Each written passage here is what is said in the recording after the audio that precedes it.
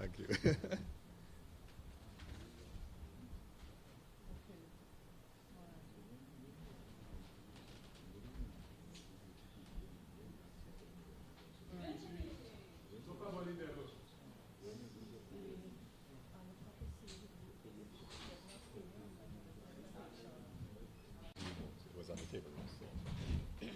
So you're suggesting that the Guardian Media Group is the most important media group in the country? Huh? We are like family. We are family. We're family.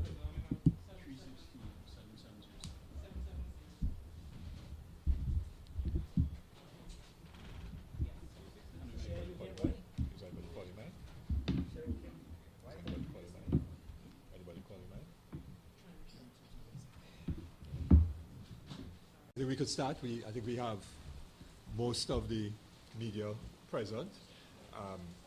So let me just welcome you to this morning's media conference, which is actually the second media conference for 2015 to those individual members of the media who we have not seen since last year. Very happy New Year to you.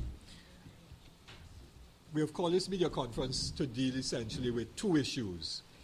First, the very important question of the state of the economy, given the very significant fall in both oil price as well as the price of natural gas, and consequent upon that, likely falls in prices of other hydrocarbon-based commodities like methanol and ammonia. On Thursday evening last, the Prime Minister made a much touted address to the nation. This she had said she would do on New Year's Day, and therefore she had an entire week to prepare for this grand address to the nation. The Prime Minister blew it, and that was very visible from the time she mounted the platform and then said she didn't have her eyes. The fact that she didn't have her eyes was symptomatic of the fact that she and the UNC government is without vision. And the absence of vision, and therefore the absence of clear policy directions and programs to deal with what is a very, very serious crisis facing Trinidad and Tobago, is a demonstration of the total absence of leadership in the country at this point in time. And the citizens of this country are going to have to recognize that we have a ship of state that is rudderless, that is leaderless, that does not have vision. And therefore, we could very well see the ship of state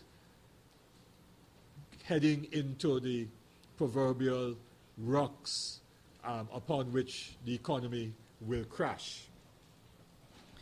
The Prime Minister's statement was not believable.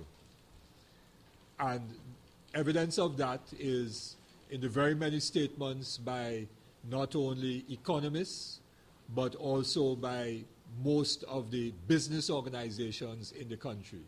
The majority of the business organizations in the country have said that the statement was insufficient, lacked clarity, lacked purpose, lacked direction. The editorials of most of the newspapers have said that the Prime Minister missed a most important and historic opportunity to give guidance to the country at this moment of crisis. There is no confidence in the economy of Trinidad and Tobago by key stakeholders, the business community. That is evidenced by massive capital flight which is taking place, by the hoarding of foreign exchange because the governor of the central bank a year ago messed up the system of allocation of foreign exchange, and because of the uncertainty of individuals and business people in getting foreign exchange when they need it. When they do get some, they then hold on to it because they're not sure they will get it tomorrow or next week. So we have created a right royal mess with the situation in foreign exchange. And this is going to get much worse in the coming months because the energy sector contributes 90% of the foreign exchange earned by the country. So that every time that we buy a motor car, or those who go in the malls like at Christmas time and shopped for various goods, all of those goods were made abroad virtually, and 90% of our ability to buy those goods, whether it is clothing, whether it is medicine, whether it is other kinds of cosmetic jewelry and other items that people buy, or fast foods and so on, for which some element of that goes out of the country, 90% of what we can afford comes from earnings from oil and gas and downstream, methanol, ammonia, and steel and so on. And when we lose 20 to 25% of our revenue coming from oil and gas, it means that we're going to have 20 to 25% less foreign exchange in the country. And therefore, what we believe is now a foreign exchange problem is going to become very, very dread indeed in 2015. So we are in a state of crisis. And the Prime Minister demonstrated no leadership in this regard. Her statement was not believable as well because she did not give clear details. She indicated some, but not enough. So she said there was a $7.4 billion estimated fall in revenue, loss of revenue, as a result of the reduced budgeted price for oil and natural gas. But she did not indicate in all the ways that that $7.4 billion revenue loss will be made up. So she said, well, there'll be $1.4 billion in savings from the fuel subsidy. Some government ministries, but she didn't say which ones, would see cuts in their expenditure by 15%, but she didn't say not only which government ministries, but also what areas of expenditure in those ministries will be cut by 15%. So it was a lot of waffling. Remember, they had a whole week from the time she decided to make the statement on New Year's Day to last Thursday. She had an entire week to get all of the information from all of the technical people to provide a proper statement to the country, and that did not happen. And the government has had since October, when oil prices began to slide quite significantly. And you'd recall that in very early November, the 9th of November, 2 months ago, MSJ made a statement very clear in this party office about the need for a very clear analysis of the crisis that was looming with the fall in oil prices. So really, 2 months have passed, and the Prime Minister came with a statement that was lacking. It was not believable because there were many contradictions in her statement. On the one hand, she said that unfunded projects would be not pursued. And then on the other hand, she said that Maya Road to San Fernando Highway would be a top priority. Now, as far as the country knows, there's no funding for Maya Road to San Fernando Highway. So if there's no funding, and she said unfunded projects would not be pursued, how could you pursue Maya Road to San Fernando? Total contradiction. The issue of the other major projects like Debe to Mondesir Highway, that was not addressed specifically by her. The Minister of Work said something in the Parliament afterwards, but she did not address that whatsoever. So she said that her government has cut wanton spending.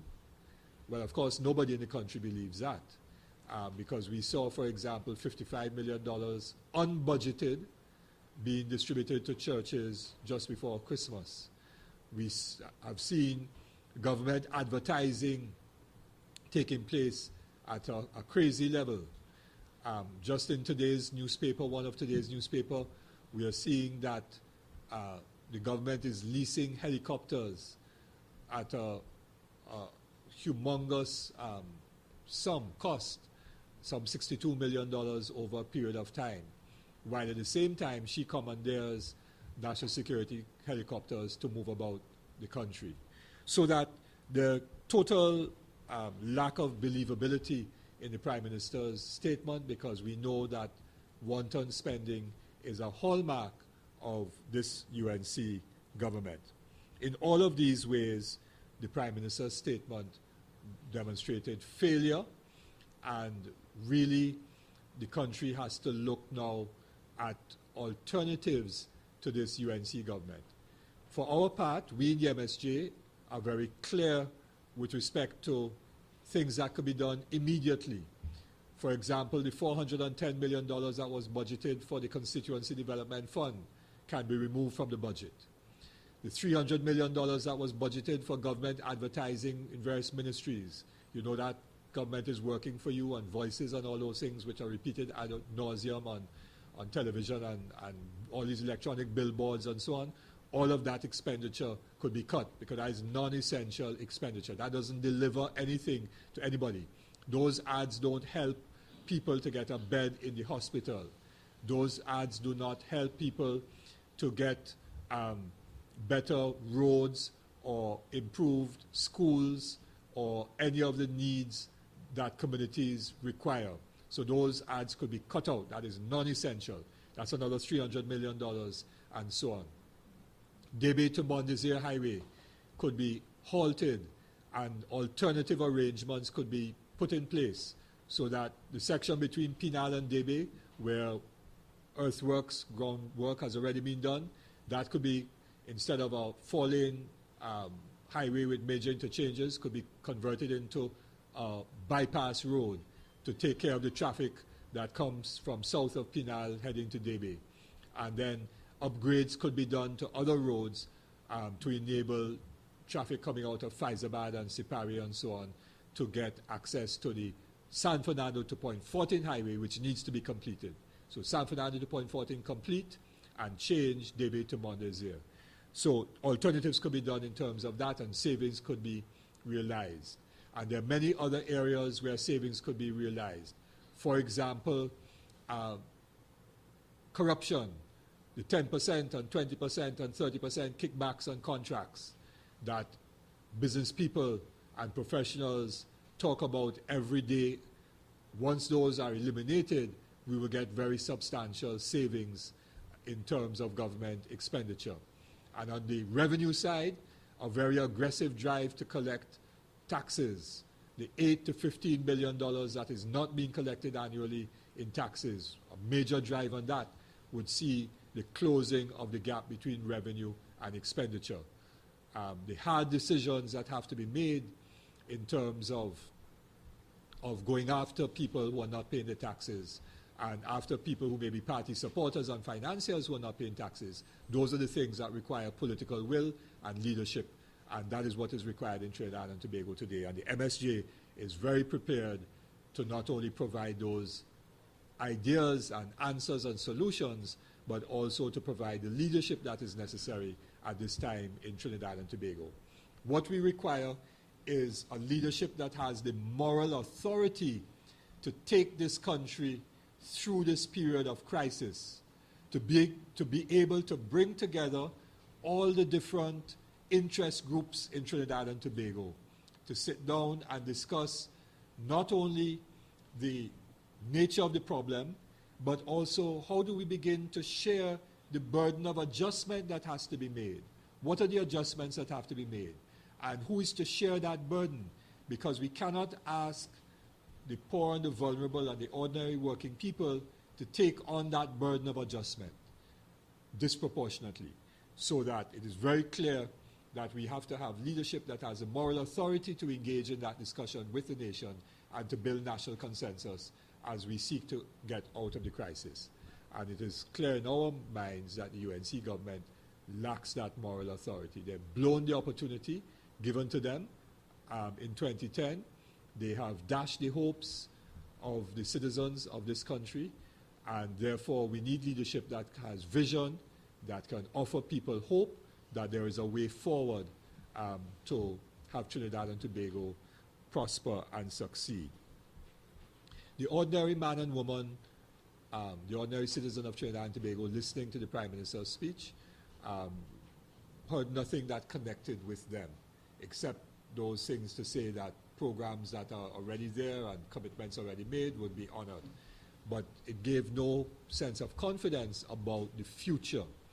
And that is what the country needs right now. Sense of confidence and hope about the future, and certainly the MSJ is prepared to offer that at this time. That is the first statement that we wanted to make about the economy, about the crisis, about the absence of leadership, of the absence of vision, and clear policy and program direction for Trinidad and Tobago, and some of the alternatives that we can offer. The second statement that we wanted to make relates to a major conference that we are hosting as MSJ on Wednesday and Thursday of this week. That conference is going to be at the headquarters of the OWTU at Paramount Building. And the opening session will be on Wednesday morning. The media will be invited to that. This conference is a Caribbean sub-regional meeting of the Sao Paulo Forum. The Sao Paulo Forum was started by Lula da Silva before he became president of Brazil in the very early 1990s. And the Sao Paulo Forum now has as member parties in Latin America and some Caribbean countries many who are in government.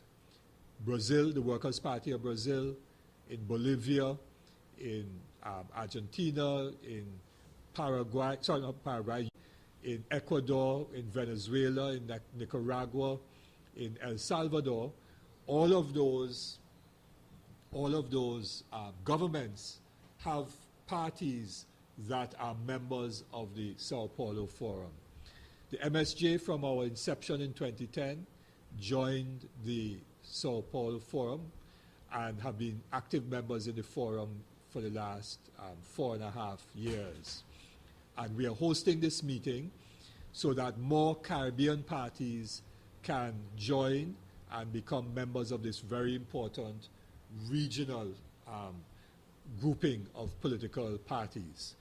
And so we are coming into Trinidad and Tobago for this meeting, the coordinating secretary of the forum, who is, her name is Monica Valente.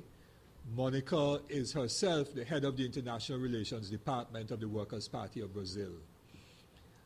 We are also having coming in a member of parliament from El Salvador, from the governing party, the Farabundi Marti Liberation Movement, which is the governing party in El Salvador. She's a member of the parliament, and she's part of the coordinating secretariat for Central American and the Caribbean region of the forum. We are also going to have from the independence movement in Puerto Rico a representative. We are going to be having coming in representatives from Martinique. Delegates are coming from Haiti, from Cuba, from the Dominican Republic. From Jamaica, we expect to have an officer from the People's National Party. We're expecting as well a representative of the ruling party in St. Vincent, the Unity Labour Party. We expect to have someone from the Alliance for National Unity out of Guyana, which has the majority in the largest single number of seats in the parliament. From the WPA, Working People's Alliance, which is one of the smaller parties, but in the alliance, and so on. We also expect to have a representative out of Mexico, and Barbados is going to be represented, and by tomorrow we expect confirmations from a number of other English-speaking Caribbean countries. This is going to be a major conference hosted by the MSJ on Wednesday and Thursday, with subsequent follow-up meetings in the days after Thursday. And this demonstrates, quite frankly, that the MSJ is the only political party in Trinidad and Tobago that has a clear policy on international relations. And as a result of our clear policy on international relations, we are the only party that has bilateral relations with these other parties. Or I forgot to mention Cuba. There's a representative of the Communist Party of Cuba coming as well from the International Relations Department. So we are the only party that has bilateral relationships with these other political parties, many of whom are in government, others are in opposition, and have been in government at various points in time. And this shows that our work is very broad, that we have a clear vision, that if Trinidad and Tobago is to progress, we require much stronger relations of integration within the Caribbean to strengthen CARICOM, to strengthen the CARICOM single market and economy, and also to embrace other countries outside of CARICOM in the Caribbean, like Dominican Republic and Cuba, within the framework of Caribbean integration, and then to deepen that integration with our neighbors in Central and South America, in the Latin American region. So all of this is very important in terms of our projection of foreign policy and economic development and trade and issues like that that will help Trinidad and Tobago to get out of the crisis that we are facing at this point in time. So that's the second announcement that I wanted to make, and we will send another invitation to members of the media for the formal opening on Wednesday morning at Paramount Building at 9 a.m., where the head of the forum, Monica Valente, representative from the Central American Coordinating Secretariat out of El Salvador. Her name is Gloria Anaya, and myself will be speaking at the formal opening on Wednesday morning. That's the end of what we have to say, and we're of course open for questions as usual. And that is that we unfortunately lost one of our party activists, Catherine Collymore, a very young activist who passed away on Wednesday morning after a very short, sudden illness. She was just 33, she would be 34 in a couple of months' time. Catherine coordinated and managed our campaign in Arima for the local government elections. In fact, she donated her home. She delayed moving into her home for about 2 months to allow the MSJ to use her home as our party headquarters in Arima during that election campaign. She helped to coordinate a number of our public events, both social and other events. And she was here in December, working very hard on I think it was on the 16th of December, Tuesday the 16th, here in this office, helping to put together hampers for distribution. She came down to our Christmas function on Sunday the 21st, and did many other things to contribute to the development of the MSJ. She was a very strong cooperator, member of the board of directors of the Works Credit Union, very active in that particular credit union and the credit union movement generally. A young, dynamic sister who we lost way too soon, and we want to publicly express our sympathy and condolence to the members of our family. And of course, we are in solidarity with them, and we have lost a very important activist of the party. The funeral is Tuesday morning at 11 a.m. at Allen's Funeral Home in Arima.